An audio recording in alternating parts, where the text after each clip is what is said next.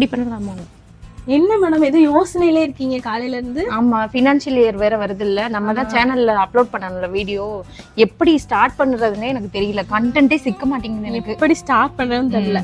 நான் போய் உங்களுக்கு எழுதிட்டு வரேன். எழுதிப்பா. A few moments later.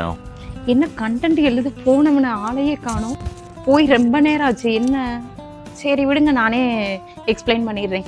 Year end பண்றதுக்கு 3 ஸ்டெப்பு தான். ஃபர்ஸ்ட் பேக்கப் எடுக்கணும், அதுக்கடுத்து இயர் எண்ட் பண்ணணும், அடுத்து ஹிஸ்ட்ரி கிரியேட் பண்ணணும்.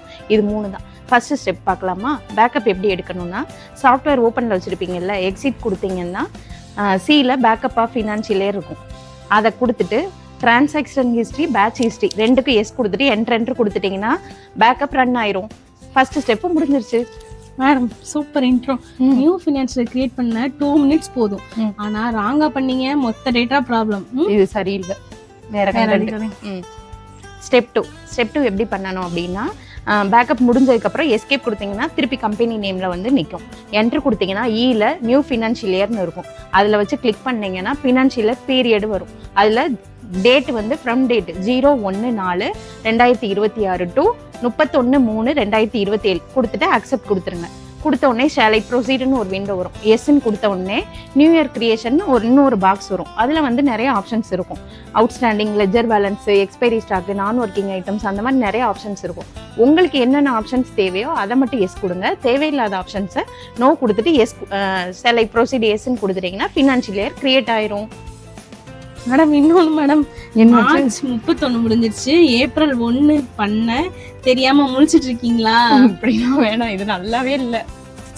சரி, ஸ்டெப் 3 என்னன்னு கேட்குறீங்களா? ஒரு ஹிஸ்ட்ரி மட்டும் கிரியேட் பண்ணணும். அது என்ன ஹிஸ்ட்ரின்னு தானே கேட்குறீங்க. Create history, patch history, bill history பண்ணணும். அது ஏன் பண்ணுறோம் அப்படின்னா, லாஸ்ட் இயரில் நம்ம ஒரு சப்ளையர்ட்டையோ ஒரு கஸ்டமருக்கோ நம்ம என்ன ரேட்டுக்கு கொடுத்துருக்கோம், என்ன ரேட்டில் வாங்கியிருக்கோம், அந்த மாதிரி டீட்டெயில்ஸ் எல்லாம் நமக்கு தெரியணும்ல, அதுக்காக தான் அது பண்ணுறோம். அது எப்படின்னா, ரிப்போர்ட்ஸில், மேனேஜ்மெண்ட் ரிப்போர்ட்டில், யூட்டிலிட்டிஸில் கிரியேட் ஹிஸ்ட்ரின்னு இருக்கும். அதில் போனீங்கன்னா பில் ஹிஸ்ட்ரி, பேட்ச் ஹிஸ்ட்ரின்னு 2 இருக்கும். இதே இது எஃப்எம்சிஜி கஸ்டமராக இருந்துச்சுன்னா எம்ஆர்பி ஹிஸ்ட்ரின்னு இருக்கும். அதனால அது 2ஐயும் செலக்ட் பண்ணிவிட்டு என்ட்ரு கொடுத்தீங்கன்னா ஷியோர்னு கேட்கும். ஷியோர்னு கொடுத்தீங்கன்னா முடிஞ்சிடும்.